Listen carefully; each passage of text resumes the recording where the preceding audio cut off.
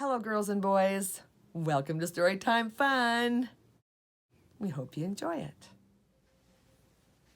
Today's story is a Berenstain Bears story called The Berenstain Bears Get Stage Fright by Stan and Jan Berenstain. On the way to school one day, Sister Bear, Brother Bear, and Cousin Freddie got to talking about an important subject, their teachers. "Teacher Bob is tough but fair," said Freddie, who was in the same class as Brother. Brother agreed. "How about your teacher?" he asked Sister. "Is she easy or hard?" "Teacher Jane isn't easy or hard," Sister said. "She's good."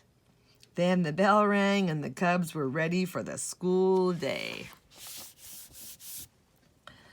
The reason Sister thought Teacher Jane was good was that she made things interesting.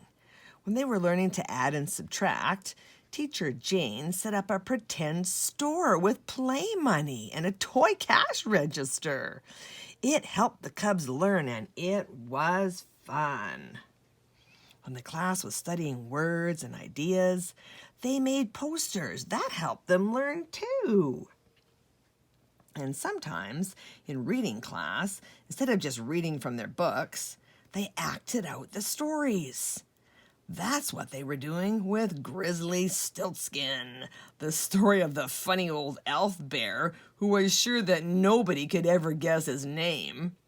Sister Bear was acting out the part of the miller's daughter, who becomes a princess and has to spin straw into gold.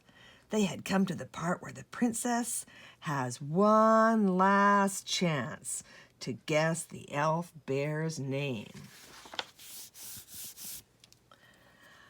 "Ah, good sir," read Sister in a loud, clear voice. "We've come to the end of our guessing game because I say Grizzly Stiltskin is your name." That's when Grizzly Stiltskin flies into a rage and disappears in a puff of smoke, and the princess lives happily ever after. "That was very good, class," said Teacher Jane. "So good, in fact, that I have a surprise for you. I'm in charge of the school play this year, and guess what? The play is going to be Grizzly Stiltskin, and some of you will have parts in it." Then she gave out the parts. One of them had Sister's name on it. What fun! What excitement! Sister was going to be in the school play on the auditorium stage with scenery and costumes and makeup and everything. It turned out that Brother and Freddie had gotten parts too. Brother was going to be the woods bear who finds out the elf bear's name, and Freddie was going to play the part of Grizzly Stiltskin himself. "Who are you going to be?" Freddie asked Sister. Oh, and Sister, who hadn't even thought to look, turned to her part. It was the princess. "Wow," said Brother and Freddie. "That's the main part." "Well, how about that?" said Papa Bear when he heard the news. "My little princess is going to play the part of the princess. Say, we'd better tell Grizzly Gramps and Gran and Uncle Willie and Aunt Min." "Calm yourself, dear," said Mama, taking Papa aside. "Sister has a lot of work ahead of her, and she doesn't need a lot of fuss and excitement." Said Papa. "You're absolutely right, my dear." "Yeah, why all this fuss?" said Brother. "It's just a dopey school play. I already know my whole part." "Hear me, oh princess. I was deep in the forest, and this is what I heard. The princess's firstborn shall be mine. If she had guesses 9 times 9, she could not win this guessing game, 'cause Grizzly Stiltskin is my name.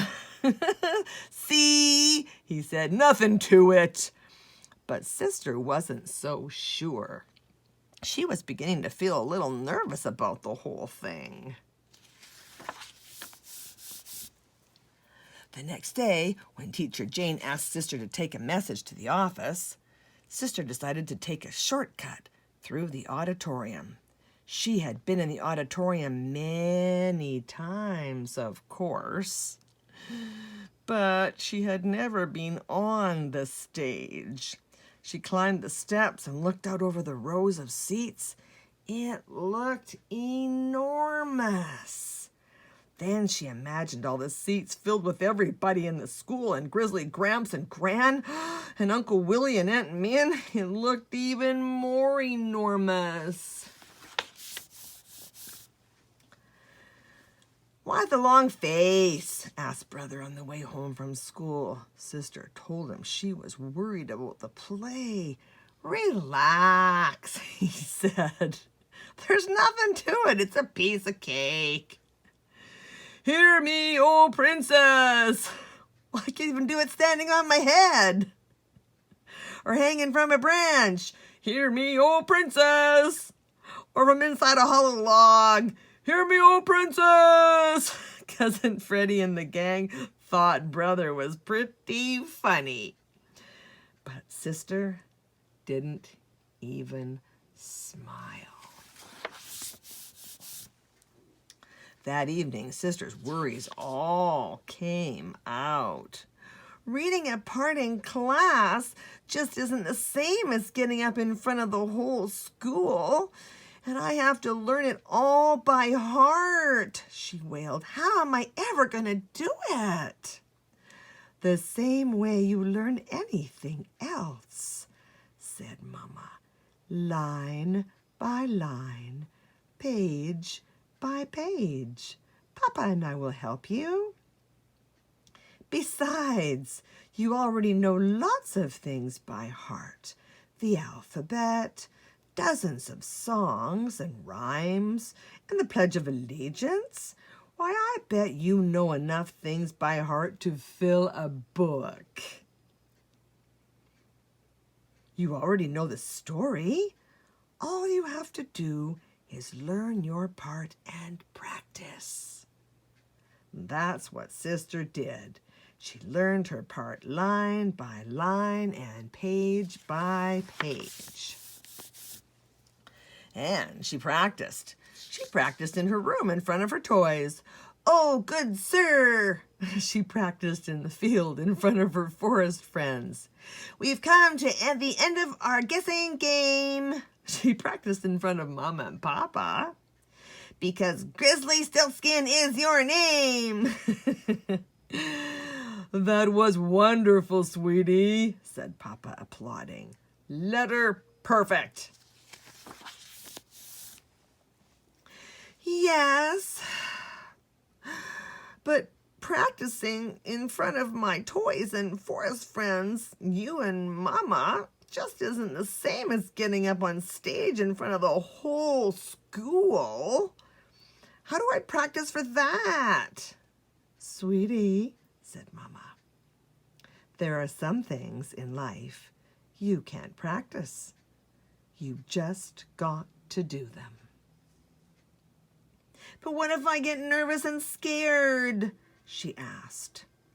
"Oh, but you will," said Mama. "I will?" she said. "Of course," said Mama. "Everybody gets nervous when they have to perform in front of an audience. Even famous opera singers and star athletes. But if you know it's natural and you expect to be a little nervous, it won't really bother you that much. And you'll do yourself proud."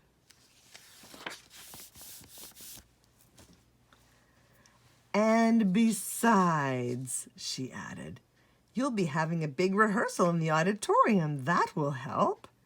Now, where's that brother of yours? I've got to finish his costume. I do wish he'd take this thing a little more seriously." "Don't worry about him, Mama," said Sister. "He can do his part standing on his head." The rehearsal did help, but an empty auditorium still wasn't the same as a live audience. And now, at last, the moment had come. The curtain was opening on the Bear Country School's production of Grizzly Stiltskin. And there was Sister all alone on the big stage, looking out at the whole school, and Grizzly Gramps and Gran, and Uncle Willie and Aunt Min. It was a little scary, but it was also very exciting. Then she heard a loud, clear voice saying, "I am the miller's daughter, and woe is me, for my father has told the king I can spin straw into gold, and in truth, I cannot." It took her a split second to realize that the voice was hers. From there on, everything went beautifully. There was one little rough spot near the end. When it was time for Brother to do his part, he came on stage in his handsome Woods Bear costume, looked out at the hundreds of eyes staring at him, and completely forgot what he was supposed to say. "I can't remember my lines," he whispered. "Why don't you try standing on your head?" whispered Sister. But then she took pity on him and helped him with his lines. The play ended magnificently, with Grizzly Stiltskin flying into a fury and disappearing into a puff of smoke. The applause was long and loud. After the show, Mama and Papa came backstage. "Terrific show," said Papa. "Terrific." "Congratulations," said Mama, "on a job well done." "A piece of cake," said Princess Sister. Well, that's it for today. We'll see you next time.